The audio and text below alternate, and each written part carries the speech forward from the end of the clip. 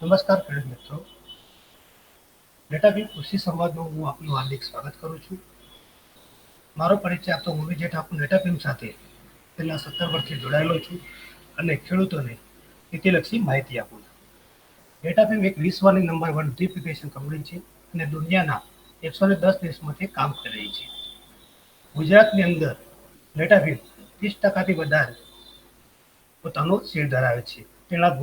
તેના ઉત્પાદનો ગુણવત્તાયુક્ત છે અને વિશ્વસનીય છે.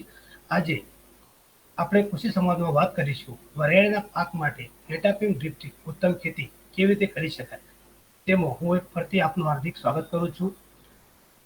ખેડૂત મિત્રો, જ્યારે આપણે વરિયાળીનો પાક વાવતા હોઈએ ત્યારે આપણે બધાને ખબર છે કે તેનો ઉપયોગ ક્યાં ક્યાં થાય છે. તો વરિયાળી સામાન્ય મુખવાસ તરીકે ખૂબ જ લોકપ્રિય છે. વરિયાળીનો ઉપયોગ ઠંડાઈ બનાવવામાં તમે કરી શકો છો. બદામ, વરિયાળી અને સાકરને તમે એક સરખા પ્રમાણમાં પીસીને જો ખાશો તો તમારી યાદશક્તિમાં વધારો થાય છે. વરિયાળી જો તમે અંજીર સાથે ખાશો તો તમારી કોસી દૂર થાય છે. મુખવાસમાં જે વરિયાળી ખાઓ છો એ તમારી ઓકનું તેજ વધારે છે. વરિયાળી ખાશો તો અપચો દૂર થશે અને વજનમાં પણ ઘટાડો થશે. વરિયાળી એક સારો રોકડીયો પાક છે. એટલે ખેડૂત મિત્રો, આપણું હવામાન જો સારું હોય તો આ પાક સારી રીતે લઈ શકાય છે. વાવેતર વિસ્તાર દુનિયાના ઘણા દેશોમાં આનું વાવેતર થાય છે. તો ભારત આમાં પ્રથમ નંબર પર છે. ભારતમાં ઉત્પાદન પણ પ્રથમ નંબર પર છે. 82,000 હેક્ટર કરતાં પણ વધુ ભારતની અંદર વાવેતર થાય છે. ભારતમાં ઉત્પાદન 1.4 લાખ ટન જેટલું થાય છે. તેનું export Japan, USA, UK, Saudi Arabia, Canada, Singapore આવા ઘણા બધા દેશોની અંદર તે આપણે એક્સપોર્ટ કરીએ છીએ. ભારતની અંદર સૌથી વધુ વાવેતર ગુજરાત, બીજા નંબર પર રાજસ્થાન અને ઘણા રાજ્યોની અંદર પર વાવેતર થતું રહે છે. ગુજરાતની અંદર જોવા જઈએ તો ભારતમાં પ્રથમ નંબર પર છે. 53,000 હેક્ટરમાં વાવેતર થાય છે. 1.09 લાખ ટન ઉત્પાદન ગુજરાતમાં થાય છે. એમાં જોવા જઈએ તો સૌથી વધુ વાવેતર વરિયાળીનું સુરેન્દ્રનગર જિલ્લો, બનાસકાંઠા, મહેસાણા, પાટણ, સાબરકાંઠા, અરવલ્લી એમ મહદઅંશે ઘણા ખરા જિલ્લાની અંદર આ પાકનું વાવેતર સારી રીતે થાય છે. વાતાવરણ ખેડૂત મિત્રો, કોઈ પણ પાક વાવતા હોય ત્યારે આપણે એ પાકનું વાતાવરણ કેવું છે, આપણા વિસ્તારમાં અનુકૂળ છે એ ધ્યાનમાં રાખવું જોઈએ. તો ગરમ અને સૂકું હવામાન આ પાકને ખૂબ જ અનુકૂળ આવે છે. 15 થી 25 સેલ્સિયસ તાપમાન જો બીજ અંકુરમ, ફૂલ અને દાણા બનવા માટે જો રહેતું હોય તો આ પાક બહુ જ સારો લઈ શકાય છે અને ઉત્પાદન પણ સારું મેળવી શકાય છે. વાર્ષિક 50 થી 75 વરસાદ ધરાવતા દરેક પ્રદેશમાં આ પાક સારી રીતે લઈ શકાય છે. એટલે કે જમીનનું તાપમાન 19 સેલ્સિયસથી નીચે, સરેરાશ તાપમાન 27 થી 30 સેલ્સિયસ, ફૂલ વખતે 24 થી 27 સેલ્સિયસ અને દાણા બનતી વખતે 25 થી 30 સેલ્સિયસ તાપમાન હોય તો આ પાક ખૂબ જ સારો લઈ શકાય છે અને ઉત્પાદન પણ લઈ શકાય છે. ખેડૂત મિત્રો, આ પાકને જમીન કેવી જોઈએ? તો ગોરાળુ અને રેતાળથી ગોરાળુ જો જમીન હોય તો આ પાકને ખૂબ જ અનુકૂળ છે. એટલે કે પાણી જેટલું જલ્દી સુકાઈ જતું હોય જમીનમાં અને જમીન સૂકી રહેતી હોય એ જમીનમાં આ પાક સારી રીતે લઈ શકાય છે. તો આ પાક લેતી પહેલા આપણે જમીનને ખેડવી જોઈએ. 2 થી 3 વખત ખેડ કરો. મોટા ઢીપા પડેલા હોય તો એને ભાગી નાખો અને સમારથી સમતલ કરો. આ જમીનની અંદર કાર્બન અને કેલ્શિયમ યુક્ત ખાતર અને છાણિયું ખાતરનો ઉપયોગ ભરપૂર કરો. કારણ કે આ પાક 6 થી 7 મહિના ઊભો રહેતો પાક છે એટલે એને સારું એવું ખાતરની જરૂરિયાત રહેતી હોય છે. જમીનની જરૂરી છિદ્રતા, ભેજ સંગ્રહ શક્તિ અને ફળદ્રુપ હોવી જોઈએ. ઘણી જમીન કાળી હોય પણ ઘણા ખેડૂતો એમાં પાક સારી રીતે લેતા હોય છે. તો એનું મુખ્ય કારણ છે તે પિયત વ્યવસ્થા પણ સારી રીતે કરી શકતા હોય છે. જમીનનો પીએચ 6 થી 8 જે જમીનની અંદર હોય એમાં પણ આ પાક સારી રીતે આપણે લઈ શકીએ છીએ. બિયારણની પસંદગી ખેડૂત મિત્રો, કોઈ પણ પાક વાવતા હોય ત્યારે આપણે બિયારણની પસંદગી એક અગત્યનો મુદ્દો છે. તો બિયારણ સારી ઉગાવ શક્તિવાળું, શારીરિક જનિત ગુણવત્તા ધરાવતું, અન્ય જાતોની ભેળસેળ વગરનું, એટલે કે દાણા સારા હોવા જોઈએ, સારા મજબૂત એટલે તૂટેલા ના હોવા જોઈએ અને ફૂગવાળા ના હોવા જોઈએ. એમ સારું બિયારણ આપણે પસંદ કરવું જોઈએ. ચોમાસું વાવેતર ગુજરાત વરિયાળી 2 નંબર, ગુજરાત વરિયાળી 12 નંબર અને ગુજરાત વરિયાળી 11 નંબરની જાતો આપણે ગુજરાતની અંદર ભલામણ છે અને બીજા રાજ્યોમાં પણ આની ભલામણ થયેલી છે.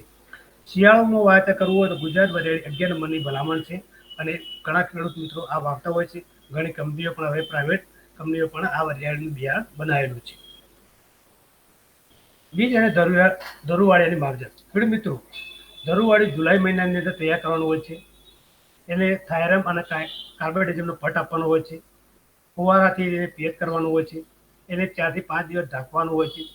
ઢાંક્યા પછી 5 દિવસ પછી જર્મિનેશન થઈ જાય એટલે ઉગાવો નીકળી જાય પછી એક આવરણ દૂર કરવાનું હોય છે. આપણે વરસાદ પહેલા વાવેતર કર્યું હોવાના કારણે ઘણી વરસાદ સારો એવો થવાને કારણે આપણા એ ક્યારા ભરાઈ જતા હોય તો એ પાણી ભરાઈ ન જાય એની કાળજી રાખવાની હોય છે. ધરુવાળીમાં જો ફુવારો દેખાતો હોય તો મેટાલાઇઝિન દવાનો સ્પ્રે કરી શકાય છે અને કંટ્રોલ કરી શકાય છે. ધરુવાળી અને નિંદામણ મુક્ત રાખવું જોઈએ. જો નિંદામણ મુક્ત નહીં રાખો તો આપણો છોડનો વિકાસ સારો એવો થશે નહીં અને આપણું ધરુવાળિયું જોઈએ તેવું સારું થશે નહીં. આપણે ચોપાલક જલ્દી થશે નહીં. ધરુવાળિયામાં સૂક્ષ્મ તત્વોની ઉણપ જણાય તો સૂક્ષ્મ તત્વોનો સ્પ્રે કરી શકાય છે. 40 થી 45 દિવસનું ધરુવાળિયું થઈ જાય અને એની હાઈટ 1 ફૂટની નજીક થઈ જાય ત્યારે આ ધરુ આપણે રોપણી લાયક ગણી શકાય છે. વરિયાળીનો વાવણી સમય તો ખેડૂત મિત્રો ચોમાસું વરિયાળી પણ થાય છે અને શિયાળુ વરિયાળી પણ થાય છે. તો ઉત્તર ગુજરાતની અંદર મહદઅંશે ખેડૂતો ચોમાસું વરિયાળી વાવતા હોય છે. એમાં મહેસાણા જિલ્લામાં તો વધારે પડતી ચોમાસું વરિયાળીનું જ વાવેતર થતું હોય છે. પણ ચોમાસું અને શિયાળુ બંનેમાં તમે વાવેતર કરી શકો છો. તો ઓગસ્ટ મહિનાથી લઈને સપ્ટેમ્બરની 10 તારીખ સુધી તમે જમીનમાં પૂરતો ભેજ હોય ત્યારે આ પાકનું વાવેતર કરી દેવું જોઈએ. રોપણી સમયે પૂરતો ભેજ ના હોય તો તમે ડ્રીપથી ભેજ આપી દેવો જોઈએ. એટલે કે ખેડૂત મિત્રો જો તમે ડ્રીપ વસાયેલી હશે તો આ પાક વાવવામાં તમને ખૂબ જ અનુકૂળતા રહેશે. ઘણી વખતે આપણે પાક વાવતા હોઈએ ત્યારે વરસાદની શક્યતા હોય છે, પછી વરસાદ ખેંચાઈ જતો હોય છે અને આપણે આ પાક સમયસર વાવી શકતા નથી. પણ જો તમારી પાસે નેટ આપેલી ડ્રીપ હશે તો આ પાક તમે જે ટાઈમે વાવવો હશે એ ટાઈમે તમે વાવી શકો છો. રોપણી બાદ પડેલા ગામમાં 8 થી 10 દિવસમાં પૂરી દેવાના હોય છે. એટલે કે ઘણી વખતે ગરમીને કારણે આપણા છોડ ઘણી બધી જતા રહેતા હોય છે. એટલે કે મૂળમાં કોવારો આવી જવાથી અથવા મૂળ સુકાઈ જવાથી વ્યવસ્થિત ચોપાણું ના હોય એના કારણે પૂરતું પાણી ના પહોંચ્યું હોય તો આ બધું થવાના કારણે ઘણી વાર છોડ આપણા સુકાઈ જતા હોય છે. તો એને 10 થી 12 દિવસમાં એને ગામમાં પૂરી દેવા જોઈએ. શિયાળુ વાવેતર એટલે મિત્રો 15 ઓક્ટોબરથી 30 ઓક્ટોબર સુધી પાકનું વાવેતર કરી દેવું જોઈએ. જો આ પાકનું વાવેતર સમયસર કરવામાં આવશે તો તમારે પાછળથી જે મોલો મચ્છીનો ઉપદ્રવ વરિયાળીમાં આવતો હોય છે એ તમારે આવશે નહીં. વાવેતરનું અંતર ખેડૂત મિત્રો કોઈ પણ પાક વાવતા હોય ત્યારે એનું વાવેતર અંતર પણ ખૂબ જ અગત્યનું છે. તો ચોમાસું વાવેતર કરતા હોય ત્યારે એ પાક બહુ ઊંચો જતો હોય છે, એમાં પણ જગ્યા રહેતી નથી. તો 2 હાર વચ્ચે તમે 90 થી 120 સેમી જેટલું અંતર રાખો. 2 છોડ વચ્ચે તમે 60 સેમી જેટલું અંતર રાખો એટલે તમારી જે છોડની સંખ્યા છે જળવાઈ રહેશે. એ જ રીતે શિયાળુ વાવેતર કરતા હોય ત્યારે 2 હાર વચ્ચે 45 થી 60 સેમીનું અંતર રાખો. 2 છોડ વચ્ચે 10 થી 15 સેમીનું અંતર રાખો અને આ રીતે તમે તમારા છોડની સંખ્યા જાળવી શકો છો. ચોમાસું વાવેતર માટે ધરુવાળી કરતા હોય ત્યારે 1.5 કિલો પર હેક્ટર બિયારણની જરૂરિયાત રહેલી છે અને શિયાળુ વાવેતર કરતા હોય ત્યારે 5 કિલો પર હેક્ટરે બિયારણની જરૂરિયાત રહેલી છે. ખેડૂત મિત્રો કોઈ પણ પાક વાવીએ એ જ રીતે આ પણ પાકમાં નિંદામણ ખૂબ જ અગત્યનો મુદ્દો છે. તો કોઈ પણ પાકમાં જો તમે નિંદામણ દૂર ન કરતા હોય તો 40% સુધીનું ઉત્પાદન ઘટી શકે છે. તો આવું ન બને એ માટે આપણે છોડ વાયાના 15 થી 20 દિવસની અંદર છોડના બાજુમાંથી જે પણ ઘાસ ઉગ્યું હોય એ બધું દૂર કરવું જોઈએ. પછી જ્યારે છોડ મહિનાનો થાય ત્યારે 1 થી 2 ખરાબ કરવી જોઈએ, ખેડ કરવી જોઈએ. ત્યાર પછી 1 મહિનાનો પાક થવાની તૈયારી હોય ત્યારે 1.5 મહિનાનો પાક થઈ ગયો એ વખતે તમારે જ્યારે ખેડતા હોય ત્યારે પાયાના ખાતરનું પણ ભલામણ છે એ આપવી જોઈએ, માટી ચડાવવી જોઈએ. અને આ રીતે માટી ચડાવશો એટલે ઘણી થોડું નિંદા પણ આપણું દૂર થઈ જતું હોય છે. અને આમ કરવાથી આપણો પાક આપણે જેટલું ધાર્યું હોય એટલું ઉત્પાદન સારું એવું લઈ શકીએ છીએ.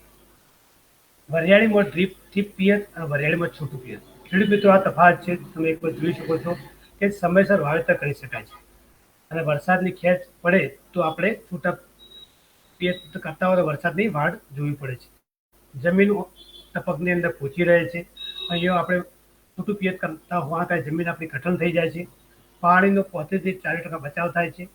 આમાં કોઈ પણ જાતનો બચાવ થતો નથી. આપણે જે પાણી આપવાનું હોય છે ત્યારે આપવું જ પડે છે. પાકને જરૂરિયાત મુજબ પાણી આપી શકાય છે. આની અંદર પાણી તો અપાય છે પણ ઘણી વાર નાના છોડના હોવાના કારણે એ વધારે પાણીમાં તણાઈ પણ જતા હોય છે. ગામા બહુ જ ઓછા પડે છે. આમાં 30% થી વધુ ગામા પડતા હોય છે એટલે છોડ તણાઈ જવાના કારણે પાણી ન મળવાના કારણે થતું હોય છે. દવા મૂળ વિસ્તારમાં આપી શકાય છે. અહીંયા દવા પંપથી અથવા ટોવા દ્વારા કરવી પડે છે. આ પાકની અંદર આ ડ્રીપથી જો તમે પાક વાવેલો હશે તો ઘાસ બહુ ઓછું ઉગે છે, એટલે કે પાટલા એકદમ કોરા રહેવાના કારણે ટૂંકા રહેવાના કારણે કોઈ પણ જાતનું ઘાસ ઉગતું નથી. જ્યારે પિયત કરવાના કારણે વચ્ચે પણ ઘાસ બહુ જ ઉગતું હોય છે અને આપણે નિંદામણનો ખર્ચ વધી જતો હોય છે. ખેડૂત મિત્રો, ટપકની જરૂરિયાત. ખેડૂત મિત્રો, દરેક પાકને વાવતા હોય ત્યારે આપણે ટપકની ભલામણ કરીએ જ છીએ, પણ જો ટપક જો તમે સમયસર લઈ લેશો અને તમે પાક વાવશો તો તમારે ઉત્પાદન સારું મળશે. તો ચોમાસું વાવેતર કરતા હોય ત્યારે આપણે 4 ફૂટ 5 ફૂટે ટપક પાથરવાની હોય છે, તો તમે 7 બંડલ પર એકરે ઉપયોગ કરી શકો છો. અને શિયાળુ વાવેતર કરતા હોય તો ખેડૂત મિત્રો આપણે 2.5 ફૂટ અથવા 3 ફૂટ જેવી જગ્યા રાખતા હોઈએ છીએ, તો 14 બંડલ પર એકરે આપણે જોઈતા હોઈએ છીએ. વરિયાળીમાં ટપકના ફાયદા. ખેડૂત મિત્રો, ફાયદા તો રીતથી ઘણા બધા છે, પણ તમને વરિયાળીમાં પણ જો તમે ફાયદા જોઈ શકતા હોય તો વહેલું અને સમયસર વાવેતર કરી શકાય. જમીન પોચી રહેવાથી મૂળનો વિકાસ સારો થાય, એટલે તંતુ મૂળનો વિકાસ સારો થવાથી આપણા છોડનો વિકાસ પણ સારો થાય છે. પાણીનો 40% સુધીનો બચાવ કરી શકીએ છીએ. વરસાદ ખેંચાય ત્યારે આપણે પાણી આપી શકાય છે. ખાતર અને પાણીનો બચાવ કરી શકીએ છીએ, એટલે કે ડ્રીપથી આપવાનું હોય છે. ઉત્પાદન સારું મેળવી શકીએ છીએ. કોઈ પણ દવા, મોલો મચ્છીની દવા હોય, થ્રિપ્સની દવા હોય તો તમે ડ્રીપથી આપી શકો છો. એટલે શોષક પ્રકારની દવાઓ તમે આપો તો તમારે ટાઈમ બચતો હોય છે. ખાતર અને પાણીનો કાર્યક્ષમ ઉપયોગ કરી શકાય છે, એટલે કે જેટલું પાણી જોઈતું હોય એટલું જ આપવાનું, જેટલું ખાતર જોઈતું હોય એટલું જ આપવાનું હોય છે. જ્યારે છૂટા પિયતમાં આપણે આખી બેગનો ઉપયોગ કરવો પડતો હોય છે. જમીન ખેડવામાં આસાન, એટલે કે જમીન એકદમ ઓછી રહે છે, એટલે જ્યારે પણ પાક પૂરો થાય ત્યારે ફક્ત એક સામાન્ય ખેડ કરો તો પણ આપણી જમીન ઓછીને ભરભરી થઈ જતી હોય છે. ટપક લેવાથી 2 થી 3 ગણું વાવેતર વધારી શકાય છે. બજાર ભાવ. આ પાકમાં રોગ જીવાત ઓછી આવવાના કારણે બજાર ભાવ પણ સારો મળે છે. એક સરખો વહેલો પાકે છે અને સારું ઉત્પાદન મેળવી શકાય છે. ખેડૂત મિત્રો, પાણીનું સમયપત્રક. આપણે કોઈ પણ પાક વાવતા હોઈએ ત્યારે ખેડૂત મિત્રો પાણીની જરૂરિયાત દરેક પાકને રહેલી જ છે, પણ આ જરૂરિયાત કેટલું પાણી આપવું એ આપણે પાણી નક્કી હોતું નથી. પણ જો તમે ડ્રીપ લીધેલું હશે તો ઓગસ્ટ મહિનામાં જ્યારે વાવણી કરવાની હોય, એટલે કે હવે 2 થી 3 દિવસમાં આ તો ઘણા ખેડૂત મિત્રો તો વાવણી ચાલુ પણ કરી દીધી છે, તો આ વાવણી ઓગસ્ટ મહિનાથી લઈને તમે આખો ઓગસ્ટ મહિનો પતી જાય ત્યાં સુધી સપ્ટેમ્બર સુધી 15 સપ્ટેમ્બર સુધી વાવેતર કરી શકો છો. તો આ હવે પિયત જે આપવાનું થાય છે, જો ઓગસ્ટ મહિનામાં જો તે પિયત કરવાનું હોય તો પર મિનિટ એટલે પર દિવસે 40 મિનિટનું પિયત કરવાનું હોય છે. એ જ રીતે ધીરે ધીરે પિયત થોડું આપણું વધતું જાય છે. 1 કલાક, 1.5 કલાક, નવેમ્બરમાં 83 મિનિટ, એટલે કે પર દિવસે 83 મિનિટ થઈ જતી હોય છે. અને ડિસેમ્બર જાન્યુઆરીમાં આ પિયત આપણે ઘટાડી દેતા હોય છે. તો કારણ કે એમાં ઠંડી ચાલુ થઈ ગઈ હોય છે, આપણો છોડ પાણી એટલું બધું લઈ શકતો નહીં હોતો, અને આના કારણે આપણે જો વધુ પાણી આપશું તો એમાં ગુંદરિયા ટાઈપનો રોગ આવી જતો હોય છે. એટલે આ ન થાય એ માટે આપણે પાટલા સૂકા રાખવાના હોય છે, પૂરતું પિયત આપવાનું હોય છે. અને ધીરે ધીરે પછી પાછું એપ્રિલ મહિના સુધી આપણે 2 કલાક સુધીનું પિયત કરવાનું હોય છે. અને આ રીતે આપણે જો પિયતની વ્યવસ્થા કરીશું તો આપણે ટપકની અંદર સારો એવો પાક આપણે ઉત્પાદન લઈ શકીશું. વરિયાળિયા પાક માટે જરૂરી તત્વો. ખેડૂત મિત્રો, કોઈ પણ પાક વાવતા હોય ત્યારે કાર્બન, હાઇડ્રોજન, ઓક્સિજન અને ક્લોરિન આ કુદરતી તત્વો છે, એ આપણે આપવાના હોતા નથી અને કુદરતમાંથી આપણને ડાયરેક્ટ મળતા હોય છે. બાકીના 3 તત્વો છે, જે નાઇટ્રોજન, ફોસ્ફરસ અને પોટાશ, એ મુખ્ય તત્વો છે અને આપણે જથ્થામાં આપવાના છે, પહેરીને આપતા હોઈએ છીએ અને એ આપણે બહારથી આપવાના હોય છે. તો આ 3 તત્વો છે એની જરૂરિયાત બીજા બધા તત્વો કરતાં વધુ રહેલી છે. નાઇટ્રોજન છોડને સારો એવો બનાવવા માટે, લીલો રાખવા માટે, વિકાસ કરવા માટે જોઈએ. ફોસ્ફરસ થડ મજબૂત કરવા માટે, મૂળનો વિકાસ કરવા માટે જોઈતું હોય છે. પોટાશ ફૂલ લાવવા માટે, દાણા સારા બનાવવા માટે, ક્વોલિટીવાળા બનાવવા માટે પોટાશની જરૂરિયાત રહેલી છે. એ જ રીતે કેલ્શિયમ, મેગ્નેશિયમ અને ગંધક જે ગૌણ તત્વો છે, એ પાકને જરૂરિયાત મુજબ ઓછા પ્રમાણમાં જોઈતા હોય છે, પણ એની પણ જરૂરિયાત રહેલી છે.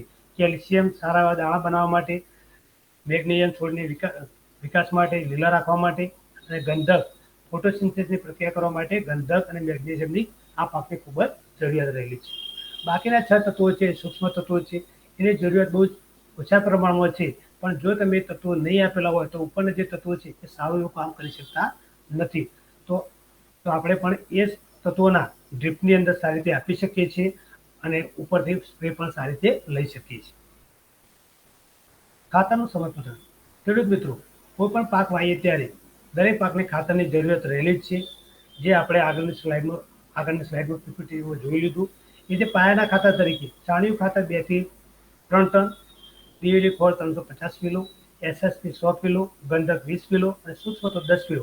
આ આપણે જ્યારે છોડ 1.5 મહિનાનો થઈ જાય, 1.5 થી 2 મહિનાનો અંદર થઈ જાય ત્યારે આપણે પાલા જ્યારે વરિયાળીને ચડાવતો હોય ત્યારે આ એક પાલો કરીને આ ખાતર આપણે 1 એકરમાં દરડવાનું હોય છે.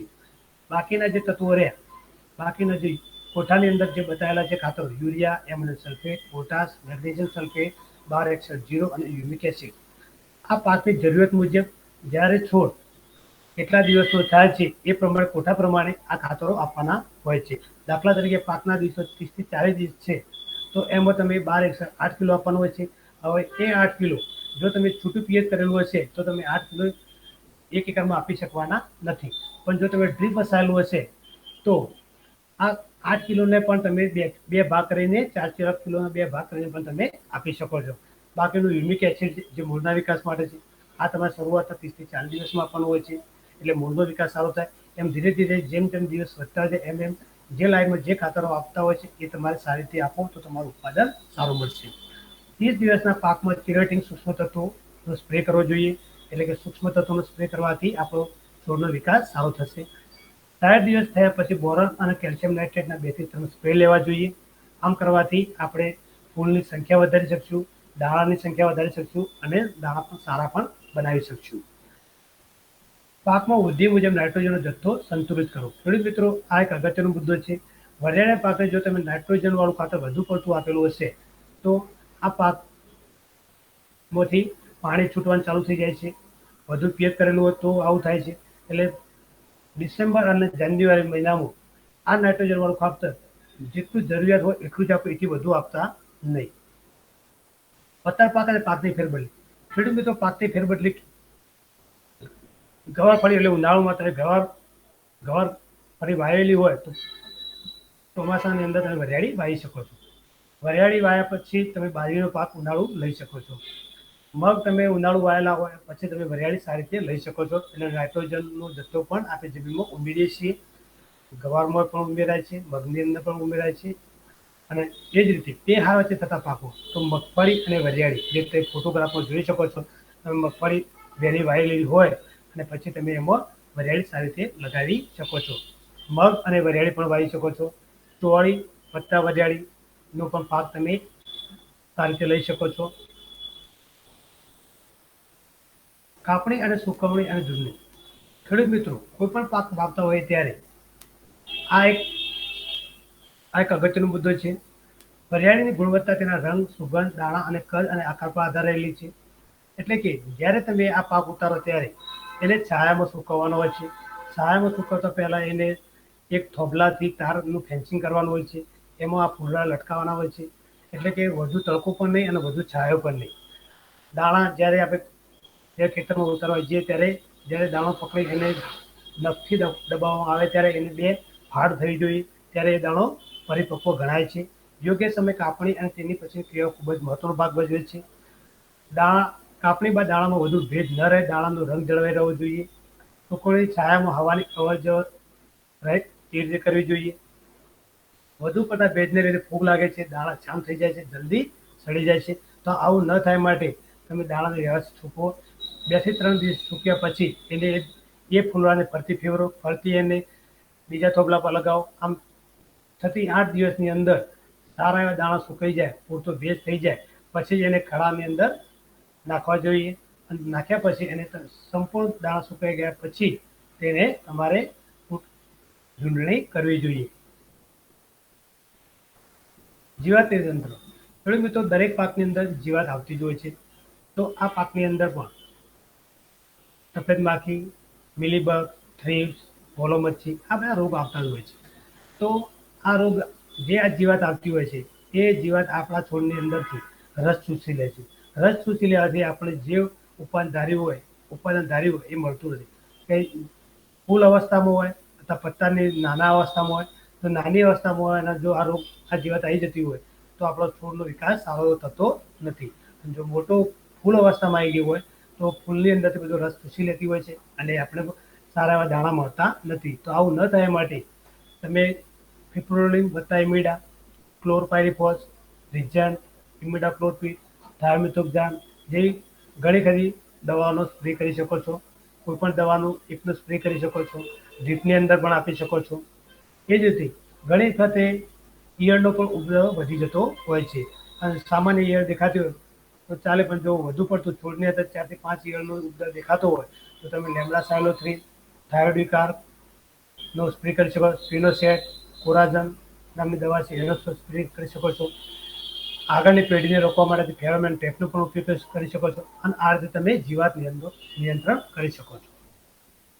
રોગ નિયંત્રણ.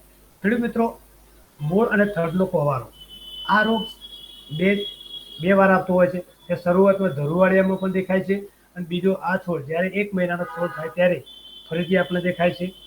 એટલે કે જ્યારે આપણે છોડને ચોંટાડી દઈએ છીએ જમીન ઉપર ત્યારે પણ દેખાય છે. તો આ રોગનો ફેલાવ વધુ ન થાય એ માટે તમે મેન્કોજેબ, રિડોમિલ ગોલ્ડ, એઝોસ્ટ્રોબિન, પિઝાલોફોસ, ક્લોરોથિનોનિલ જે દવાનો સ્પ્રે કરીને તમે આ રોગનું નિયંત્રણ કરી શકો છો. આ ખેડૂત મિત્રો ટાઇફોઇડ, વિરીડી જેવી ફૂગનો ઉપયોગ કરી શકતા હોય છે અને આ રોગનો કંટ્રોલ કરી દેતા હોય છે. ખેડૂત મિત્રો, બીજો રોગ છે કાળિયો. આ રોપણીના એકાદ માસ બાદ જ્યારે ઠંડી વધુ હોય, વાદળછાયું વાતાવરણ રહેતું હોય, વરસાદ થતો હોય તે વખતે આ રોગ આવી જતો હોય છે. તો આ રોગ આવ્યા પછી જે છોડમાં રોગ આવેલો હોય તેમાં દાણા બેસતા નથી, ટપકા કાળા પડી જાય, દાણા બેસે પણ ચીમડાઈ જાય છે અને કાળા પડી જાય છે. તો આ ન થાય એ માટે ક્લોરોથિન નામની દવાનો ઉપયોગ કરી શકો છો. હેક્ઝાકોનાઝોલ નામની દવાનો ઉપયોગ કરી શકો છો. કાર્બેન્ડાઝિમ નામની દવાનો ઉપયોગ કરી શકો છો. બીજા એક રોગ છે વરિયાળીને ભૂખી સારો. આ રોગ વાદળછાયું વાતાવરણ રહેતું હોય તો આપણે તાંબા કલરનો એટલે કે આખા છોડની ઉપર છારી બની જતી હોય છે. પાન પર સફેદ છારી જોવા મળતી હોય છે. તો આના કંટ્રોલ માટે તમે 60 દિવસનો છોડ થયો અને જો આ રોગ થોડો થોડો દેખાતો હોય તમને તો ક્લોરોથિનોનિલ, કાર્બેન્ડાઝિમ પ્લસ મેન્કોજેબ તે દવાનો સ્પ્રે કરી, હેક્ઝાકોનાઝોલનો સ્પ્રે કરી શકો છો. એઝોસ્ટ્રોબિન દવાનો સ્પ્રે કરી શકો છો. આમ ઘણી ખરી ફંગીસાઇડ દવાનો સ્પ્રે કરી તમે આ રોગનું નિયંત્રણ લાવી શકો. ઘણા ખેડૂત મિત્રો સલ્ફરનો પણ સ્પ્રે કરતા હોય છે. બીજો એક રોગ છે એ સાકરિયું. ખેડૂત મિત્રો, આ રોગ નથી પણ એક દેશધાર્મિક વિકૃતિ કારણે થતું આ રોગ છે. એટલે કે ફૂલની અંદરથી પ્રવાહી નીકળતું હોય છે જે વધુ નાઇટ્રોજન અને વધુ પીએચ જ્યારે આપણે ડિસેમ્બર જાન્યુઆરીમાં આપતા હોઈએ છીએ ત્યારે આ ચાલુ થતો હોય છે સાકરિયું ને છોડ કાળો પડી જાય છે ને એમાં દાણા બેસતા નથી. તો આના નિયંત્રણ માટે ખેડૂત મિત્રો આપણે પીએચ અને નાઇટ્રોજન ખાતરનો વપરાશ જો તમે પૂરતો અને વ્યવસ્થિત કરશો તો આ રોગ નિયંત્રણ સારી રીતે થઈ શકશે. ખેડૂત મિત્રો, આભાર. તમે અત્યારે મને જે શાંતિથી સાંભળ્યો એ બદલ હું તમારો ખૂબ ખૂબ આભાર માનું છું. તમે જો નેટાફીનું ડ્રીપ વસાયેલું ના હોય તો નીચેના ટોલ ફ્રી નંબર પર તમે કોલ કરી શકો છો અને જો તમે અમારા નજીકના તાલુકા લેવલમાં જે ડીલર મિત્રો છે એનો પણ કોન્ટેક્ટ કરી શકો છો. આભાર, ધન્યવાદ.